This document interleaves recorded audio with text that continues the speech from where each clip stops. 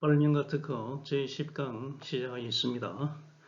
이번 강의에서는 발명이 특허받기 위한 요건 3가지, 산업상 이용 가능성이 있어야 되고, 신규성이 있어야 되고, 진보성이 있어야 되는 이 3가지 중에서 신규성에 대해서 계속 같이 학습해 보겠습니다.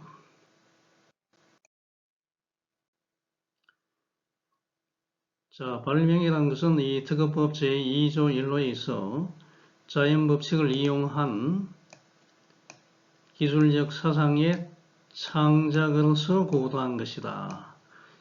이 4가지가 발명의 성립 요건이라고 이야기를 했습니다. 특허법 제2조 1호.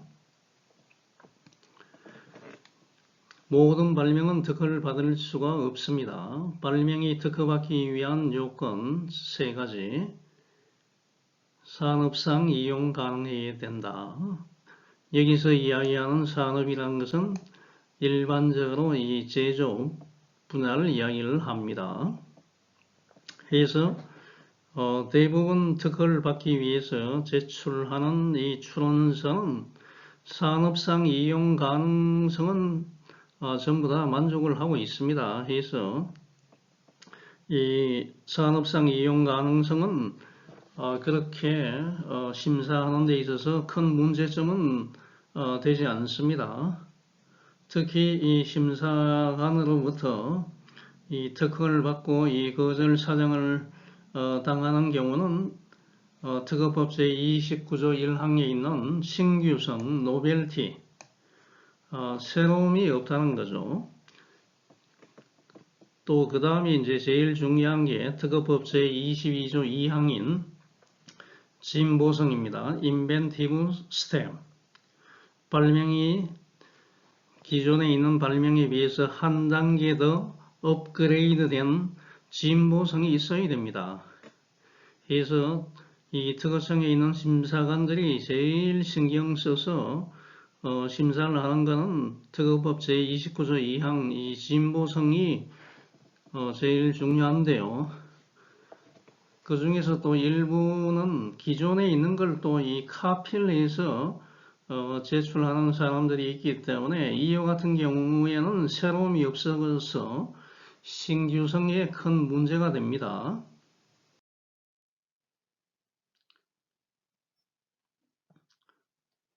자, 이 신규성에 관련되어 있는 이 특허 요건을 기술하고 있는 것은 특허법 제29조 1항이라고 이야기를 했습니다.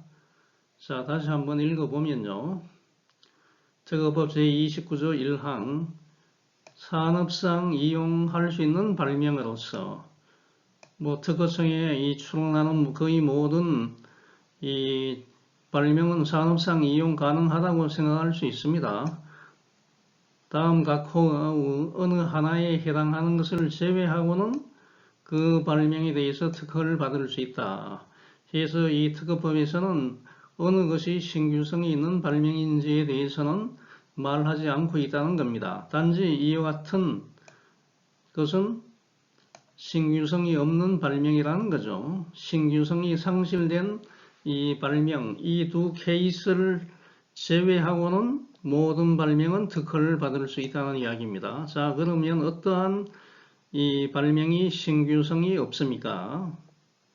자, 첫 번째는 내가 출원 전에 국내 또는 국외에서 공지되었거나 공연이 실시된 발명입니다. 내가 출원하기 전에, 내가 특허청에 특허를 받기 위해서 출원하기 전에 벌써 한국이나 이 미국이나 해외에서 벌써 이 공지 널리 알려져 있거나 공연이 이 실시된 발명이 있는 경우에는 내가 출원한 이 발명은 신규성이 없다는 이야기입니다.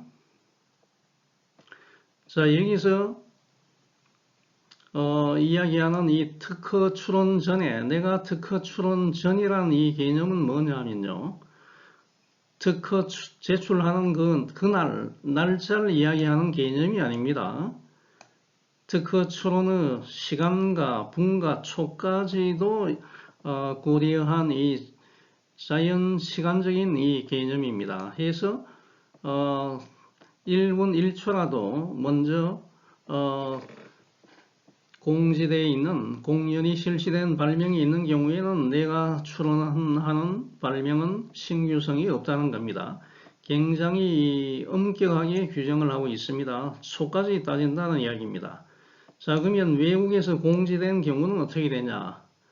자, 시차가 있죠. 한국과 미국의 시차가 있습니다. 그래서 이와 같은 경우에는 한국 시간으로 환산한 그 시간을 기준으로 삼는다는 이야기입니다. 굉장히 엄격하다는 이야기입니다.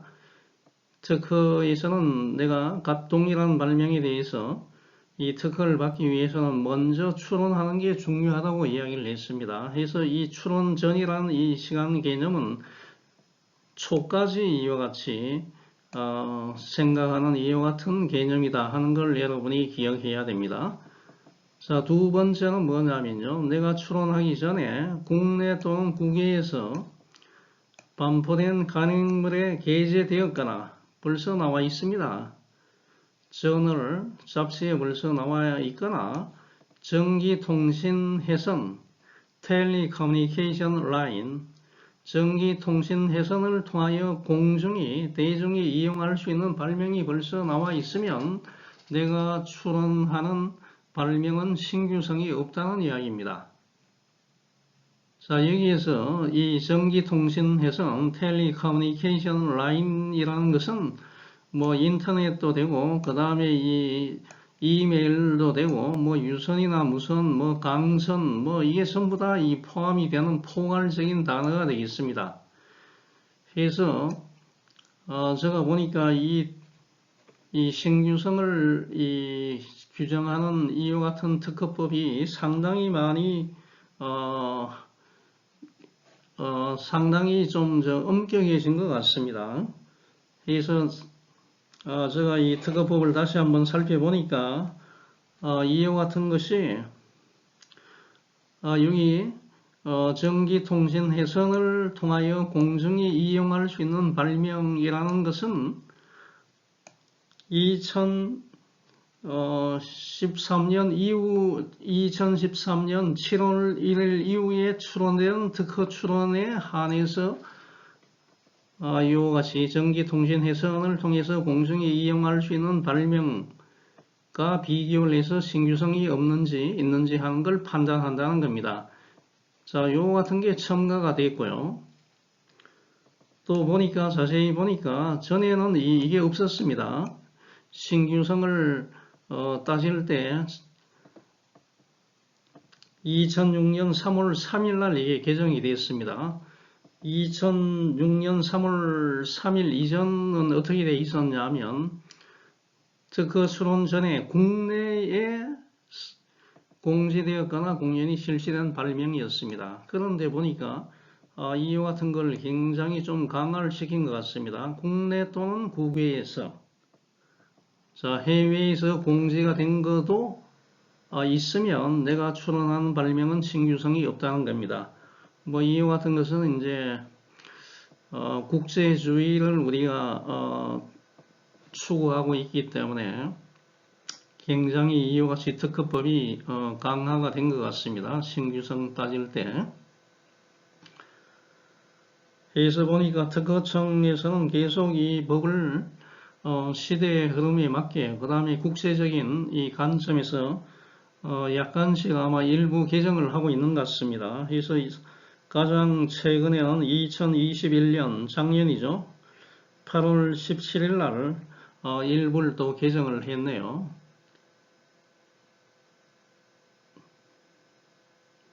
자, 여기 각호 특허 추론 전에 국내 또는 국외에서 공지되었거나 공연이 실시된 발명은 신규성이 없다는 거죠. 상실된 사유다. 그 다음에 특허 추론 전에 국내 또는 국외에서 반포된 간행물에 게재되었거나 전기통신회선 텔레커뮤니케이션 라인을 통하여 공중이 이용할 수 있는 발명은 신규성 상실에 내가 해당된다는 겁니다. 이와 같이 신규성이 없다는 걸 기재를 해 두고 있다는 거죠. 이와 같은 것을 제외하면 추론하는 모든 발명은 신규성을 가지고 있다는 것입니다.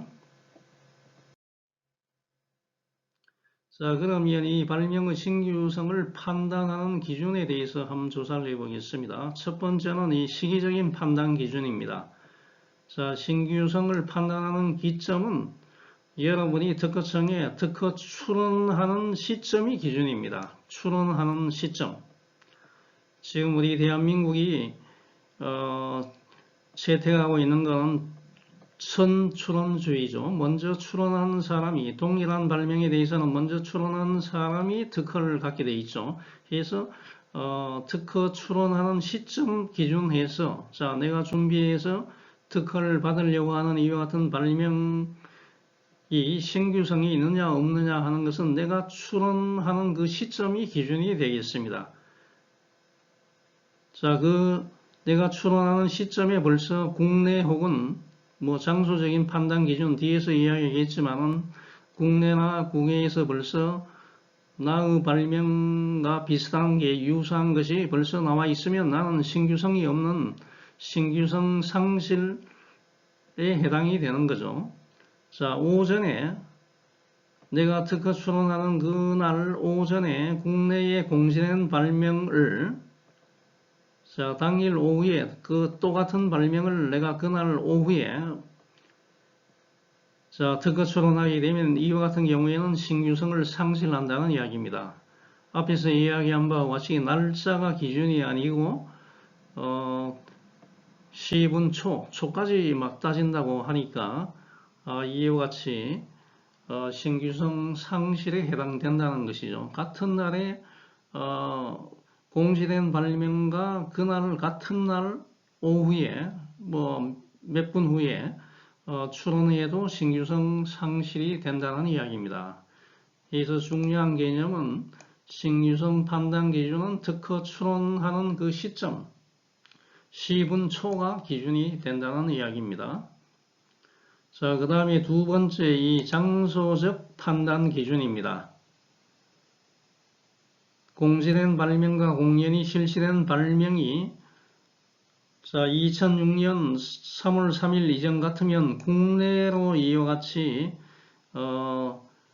장소를 한정했는데 지금은 2006년 3월 3일자로 국내 국외로 이와 같이 기준을 확대 적용을 했다는 이야기입니다. 사실 이 국내로 지정한 이유는 뭐냐면 초창기에 2006년 3월 3일 이전에 특허 제도의 취지는 자국의 이 산업 발전을 도모하는 데 있죠. 자, 그런데 자, 이 개발도상국이나 이 후진국 같은 경우에는 자, 외국에서 공제 공연이 실시된 것까지 포함하게 되면 자, 어떻게 됩니까? 개발도상국 같으면 사실 이 신규성에 저촉이 되는 경우가 많이 발생해서 특허를 받기가 힘들죠. 그래서 2006년 3월 3일 이전은 자, 한국의 이 기술 자립도가 상당히 좀 약하다고 생각을 해서 정부에서 이와 같이 의도적으로 자, 국내로 이와 같이 장소를 좀 한정을 했습니다. 또 사실 문제가 뭐냐면 외국에서 공지 실시된 것에 대한 입증, 증명하는 게 상당히 좀 힘들죠. 자, 지금같이 뭐 인터넷이 발달하고 이러면 쉽게 우리가 외국에서 이 공지가 된 이와 같은 발명을 쉽게 찾을 수 있는데 불과 뭐 한 10년, 20년 전만 해도 이와 같은 것이 인터넷 전기통신 회로 이 자체가 많이 발전하지 않았기 때문에 사실 내가 추론하는 이와 같은 발명과 유사한 것이 외국에서 실시되어 있는지 공개되어 있는지 하는 것을 우리가 입증하기가 힘들었죠. 힘들어서 이와 같이 기준 자체가 국내였는데 자, 이제 한국은 지금 선진국에 들어갔습니다. 선진국에 들어갔기 때문에 자, 또 이 미국이나 이 기타 이 외국 국가로부터 여러 가지 압력을 많이 받죠. 그래서 국제 기준으로 이와 같이 변경을 시켰습니다. 그 다음에 이 반포된 간행물에 게재된 발명은 역시 국내뿐만 아니고 국외까지 다 포함이 됩니다. 국내에서 발행하는 이 잡지뿐만 아니고 해외에서도 이 발간하는 이와 같은 간행물에 나와 유사한 발명이 있으면 나는 신규성을 상실하게 된다는 이야기입니다. 이 장소적인 판단 기준은 국내와 국외로 이와 같이 넓어졌다, 확장되었다는 것입니다. 그 다음에 세 번째, 이 신규성을 실질적으로 판단하는 기준에 대해서 생각해 보면요. 국내 또는 국외에 공시된 발명이었습니다. 공시되고 공연히 실시된 발명인데, 여기서 국내 또는 국외에 공시된 발명이라는 이야기는 뭐냐면요. 공지가 되었다. 공지. 공연히 알려진 발명이라는 이야기입니다. 공연히 알려졌다. 여기서 공연이 뭐냐면 전면적으로 비밀 상태가 벗겨진 경우에 불특정인이 알 수 있을 정도의 공개된 상태입니다. 내가 이 발명 분야에 전문적인 지식이 없을지언정 이와 같은 것을 알 수 있는 정도의 공개된 상태. 공시된 발명이라는 것은 공연히 알려진 발명입니다. 영어 표현이 좀 더 이해하기 쉽죠? Public known invention. 대중에게 알려진 발명이라는 이야기죠. 대중에게 알려진 발명. 공시된 발명이 이와 같은 의미입니다. 여기서 이 불특정인이 알 수 있을 정도로 이 공개된 상태라는 이야기는 뭐냐면요. 이 발명에 대한 비밀 준수 의무가 없는 일반 사람을 이야기합니다. 공중. 그 발명을 내가 꼭 그 발명에 대한 것을 내가 비밀 준수해야 할 의무가 없는 사람도 알 수 있을 정도로 이 공개된 상태를 우리가 공연히 알려진 발명이라고 이야기를 합니다. 그 다음에 두 번째 보면 공지가 공연히 알려진 발명입니다. 이거는 뭘 이야기하냐 하면요. 공지가 공연히 알려져 있는 발명이다. 현실적으로 그 발명의 기술적 사상이 공공연하게 알려져 있다는 것을 이야기합니다. 기술적인 사상이. 그 다음에 그 발명의 기술적 사상이 불특정인에게 알려질 수 있는 상태에 있다. 완전히 알려진 건 아닌데 알려질 수 있는 상태에 있다. 이와 같은 조금 이야기가 좀 난해할 수 있는데 내가 이메일 보냈습니다. 내가 이메일 보냈으면 그 이메일을 받는 사람이 내가 보낸 이메일을 읽었는지 안 읽었는지는 사실 보낸 사람은 알 수가 없죠. 그 내용을 읽었는지 안 읽었는지 하는 걸 정확하게 알 수는 없지만은 일단 내가 보낸 상태, 그 불특정인에게 내가 그 사실을 보낸 상태라고 하면 그것은 공연히 알려진 발명이라는 이야기입니다. 공지가 공연히 알려진 발명이다. 그 사람이 읽든 읽지 않든 관계없이 내가 그 발명에 대한 사실을 이메일로 보냈을 때가 공지가 공연히 알려진 발명으로 이와 같이 간주를 할 것인가 말 것인가 지금은 그와 같이 하고 있다는 이야기입니다. 국내 또는 국외에서 공연히 실시된 발명이다. 실시가 된 발명이다. 즉 이야기는 뭐냐면요. 공연히 알려질 수 있는 상태에서 발명을 실시했다는 이야기입니다.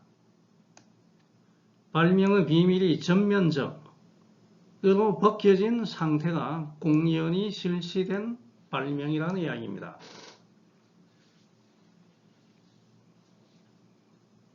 여기서 실시됐다는 이야기는 뭐냐면요. 실시했다는 것은 물건의 발명인 경우에는 물건을 만드는 것이 실시했다는 이야기입니다. 그 다음에 그 물건을 사용한다든지 아니면 그 물건을 양도한다, 타인에게 넘겨준다는 행위, 대여 빌려준다, 수입을 하는 행위, 이와 같은 행위를 하는 것을 우리가 실시했다고 이야기를 합니다. 그 다음에 이 방법의 발명인 경우에는 그 방법을 사용하는 행위를 나타냅니다. 행위. 물건을 생산하는 발명인 경우에는 사용하는 행위, 생산한 물건을 생산, 양도, 대여, 수입, 청약하는 행위. 청약한다는 이야기는 계약을 체결하기 위한 목적으로 하는 일방적이고 확정적인 의사 표시를 하는 거죠. 이와 같은 행위도 전부 다 실시했다고 판단을 한다는 것입니다.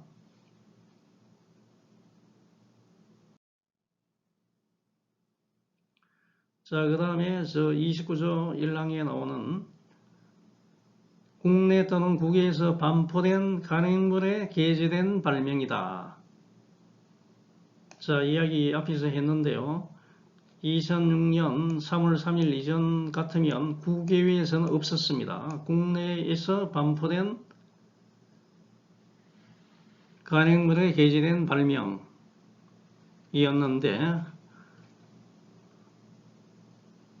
2006년 3월 3일부터는 국제주의로 이와 같이 확대가 되었습니다. 그래서 이와 같은 것은 2006년 12월 1일 이후에 출원한 것에 이와 같이 적용을 지금 하고 있습니다. 자, 이와 같은 것도 같이 포함되죠. 전기통신 해선, 인터넷을 통해서 공중이 이용할 수 있는 발명입니다. 자, 여기서 이 전기통신 해선은 포괄적입니다. 꼭 인터넷뿐만 아니고 전기통신을 이용하는 모든 것이 다 포함되게 되겠습니다. 자, 그러면 여기서 반포된 간행물에 게재된 발명이다. 간행물은 그 뭐를 이야기하느냐? 간행물을 우리가 사전을 찾아보면 인쇄하여 발행한 출판물입니다. 하지만 실제적으로 이 특허법이 적용되는 범위에서는 공중에 대중에게 공개함을 목적으로 복제된 문서, 도면, 기타 이에 유사한 정보 전달 매체 모든 것을 다 포함하고 있습니다. 자, 실험 보고서 같은 것도 되겠죠. 여러 가지 이와 같은 걸 우리가 간행물로 취급을 하고 있습니다. 그래서 이 사전적 의미는 인쇄하여 발행한 이 출판물, 책이나 잡지 이런 거였는데 지금은 자, 인쇄술과 이 복사 기술이 발달해서 이 간행물의 개념도 폭넓게 이와 같이 해석을 하고 있습니다. 꼭 이 책과 이 잡지뿐만 아니고 여러 가지 이와 같은 도면, 복제한 문서, 여러분이 스캔드가 만들고 하죠. 이와 같은 거. 이와 같은 것도 시대 흐름에 따라 이와 같이 간행물의 개념도 상당히 좀 달라지고 있습니다. 간행물의 종류나 성격, 반포 정도에 따른 정의가 새롭게 이와 같이 규정을 할 수밖에 없다는 이야기입니다. 자, 해서 이 간행물이란 이 개념은 자, 이와 같이 우리가 지금 시대에 생각할 수 있습니다. 어떤 정보를 공개할 목적으로 자, 간행물을 한다는 것은 공개하는 거죠. 공개할 목적으로 일반 공중에게 반포하기 위하여 다양한 복제 기술을 사용하여 제작된 것을 우리가 간행물로 이와 같이 지금 취급하고 있다는 이야기입니다. 굉장히 포괄적으로 폭넓게 해석을 하고 있습니다. 자, 그러면 질문이 뭐냐면 자, 이와 같은 경우를 우리가 반포된 간행물로 취급할 수 있습니까? 하는 것입니다. 자, 어떤 거냐 하면 자, 내가 손으로 이 핸드라이팅 한 것을 팩스로 자, 요새는 팩스 기계가 거의 다 없어졌습니다만 팩스로 많은 사람에게 전송한 경우에, 자, 내가 쓴 것을 말이죠. 뭐, 보고서를 팩스로 아니면 요새 같으면 이메일로 되겠죠. 팩스로 다수인에게 전송하는 경우에, 자, 이와 같은 것을 우리가 반포된 간행물로 취급해야 합니까? 하지 않아야 합니까? 자, 간행물이라는 것은 뭐냐면 정보성이나 반포의 목적으로 제작이 되는데, 여기서 중요한 것은 작성 수단은 중요한 것이 아니라는 이야기입니다. 뭐 손으로 쓴다든지 뭐 이와 같은 것은 작성 수단은 중요하지 않기 때문에, 자, 목적은 지금 어떻게 돼요? 내가 쓴 이 정보를 반포하는 목적이기 때문에, 자, 이와 같이 내가 써서 작성해서 이 팩스로 다수인에게 많은 사람에게 전송하는 경우에는 반포된 간행물로 이와 같이 취급한다는 것입니다. 꼭 인쇄를 안 해도 내가 작성 수단은 중요한 게 아니고 내가 쓴 정보를 이와 같이 보급하는 게 목적이기 때문에 이와 같은 것은 반포된 간행물로 취급할 수 있다는 것입니다. 자, 그 다음에 이 PC로 작성한 문서를 이메일을 통해서 불특정인에게 전송하는 경우에, 자, 이것은 반포된 간행물로 취급할 수 있습니까? 없습니까? 하는 문제가 됩니다. 자, 역시 마찬가지입니다. 정보성이나 이 반포의 목적으로 제작되는 건 무조건 간행물로 취급을 해야 됩니다. 작성 수단은 중요한 게 아닙니다. 작성 수단은 뭐 꼭 인쇄를 해야 되는 게 아니기 때문에 내가 PC를 통해서 이메일 전달하는 경우에는 반포된 간행물로 이와 같이 취급한다는 이야기입니다.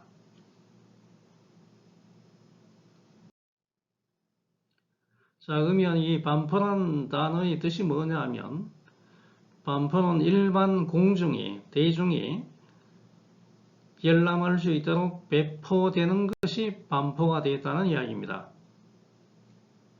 반드시 그 사람이 봤는지 보지 않았는지 이건 중요한 게 아니라는 이야기죠. 자, 여기 보면 불특정 다수인은 일반 공중이 그 기재 내용을 인식할 수 있는 상태에 놓여져 있는 것입니다. 누군가가 현실적으로 열람했다는 사실까지는 필요하지 않다는 이야기입니다. 자, 이게 굉장히 중요한 개념이 되겠습니다. 반포가 되었다는 이야기는 뭐냐 하면, 자, 일반 대중이 열람할 수 있게 배포되어 있는 것, 배포되어서 있는 그 상태에 있는 것은 반포가 되었다는 겁니다. 자, 누군가가 열람했다는 사실까지는 필요하지 않는다는 겁니다. 그래서 이 굉장히 학대 해석을 하고 있습니다.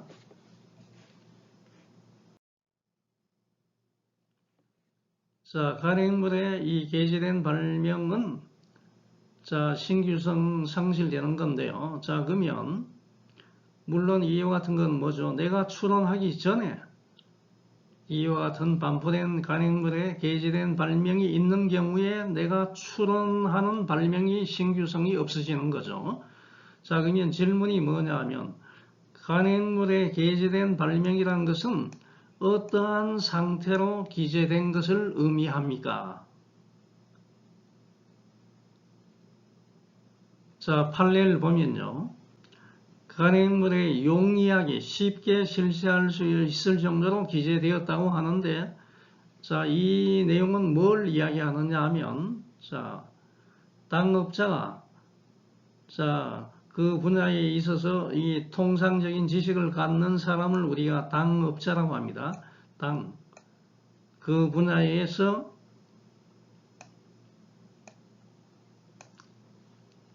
지식을 갖고 있는 이와 같은 사람을 당업자라고 합니다.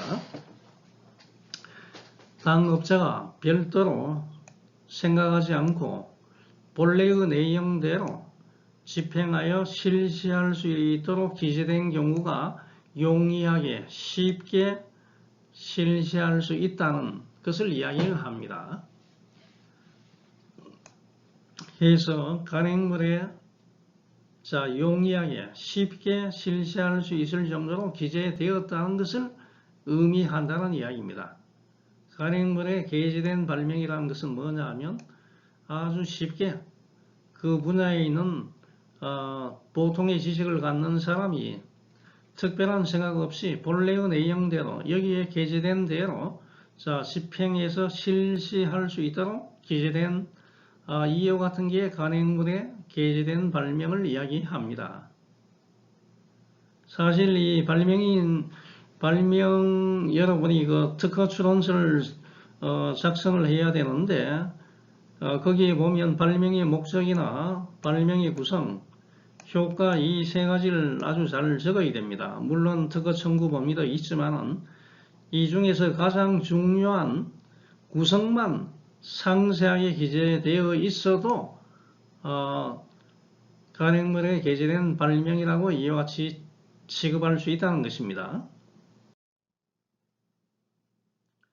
그러면 이와 같은 신규성 판단의 실체적인 방법, 어떻게 그러면 내가 추론한 발명이 신규성이 있느냐 없느냐 하는 것을 어떻게 실체적으로 이와 같이 판단을 하느냐 하는 것입니다. 내가 이와 같이 추론을 했습니다. 내가 추론한 발명이 뭐냐 하면 항상 이와 같은 이 특허 추론서에는 여러분이 적어야 됩니다. 내 발명에서 내가 권리를 주장하는 특허 청구의 범위에서 이와 같이 적는데 특허 청구 범위에서 발명의 내용을 파악을 합니다. 신규성이 있는지 없는지 이 특허청의 심사관이 이와 같이 판단을 하게 되죠. 판단을 하기 위해서는 이 추론한 발명을 먼저 잘 이해를 해야죠. 추론 발명에서 제일 중요한 게 특허 청구의 범위죠. 거기에서 내용을 파악을 합니다. 근데 이 특허 청구의 범위의 내용이 잘 파악이 안 되면 명세서에서 발명의 상세한 설명, 도면을 참고를 해야 됩니다. 발명의 상세한 설명에는 발명의 목적이나 구성, 효과가 적혀 있습니다. 이와 같은 걸 잘 이해한 다음에 A라는 사람이 추론한 발명 이전 국내 혹은 국외에 공지 공연이 실시된 발명이나 국내외에 반포된 간행물에 기재된 발명, 즉 A라는 사람이 특허 추론하기 이전에 종래의 인용 발명이라 이야기합니다. 인용 발명을 찾아냅니다. 이 데이터베이스가 있습니다. 한국, 미국, 유럽 이와 같은 종래의 인용 발명을 선택을 해서 거기서 이 찾아낸 인용 발명의 특허 청구 범위와 이번에 특허를 받기 위해서 이 추론한 발명의 이 특허 청구의 범위를 비교를 합니다. 이와 같이 비교 판단을 해서 이 똑같은 내용이 있으면 벌써 어떻게 됩니까? 종래의 인용 발명과 똑같은 발명이 A라는 사람이 추론한 발명에 있으면 이거는 신규성이 없다, 결여가 되어 있다고 판단을 해서 거절 사정을 하게 되어 있습니다. 특허법 제29조 1항에 의해서 신규성이 없습니다 해서 거절 사정을 하게 됩니다. 근데 이 당시에는 특허청 심사관이 파악을 못했는데, 왜냐하면 데이터베이스가 DB 데이터베이스를 쭉 특허청 심사관은 찾는데 A라는 사람이 추론한 발명과 비슷한 걸 찾지를 못해서 신규성이 있다고 판단을 했는데, 시간이 지나서 나중에 추론이 공고된 이후에 이거는 A라는 사람이 추론하기 이전에 벌써 있는 발명이다 하는 게 찾아낸다면 특허 이의 신청을 하게 되어 있습니다. 특허 이의 신청을 해서 추론 발명이 신규성이 없다고 이와 같이 이의 신청을 할 수가 있습니다. 그런데 또 시간이 지나서 특허권이 설정된 후에 발견하는 경우에는 특허 무효 소송을 해서 신규성이 없다는 것을 이와 같이 이 소송을 통해서 거절할 수가 있게 되겠습니다. 자, 다시 한번 이야기하면요. 신규성이 있는지 없는지 실제적인 파악을 하기 위해서 특허청 심사관이 이제 하죠. 심사관이 자, A라는 사람이 출원한 발명, 예를 들어서 2022년 4월 1일 날 이와 같이 출원을 했습니다. 그러면 특허청 심사관은 A가 출원한 발명에서 특허 청구 범위에서 중요한 키워드를 찾습니다. 키워드.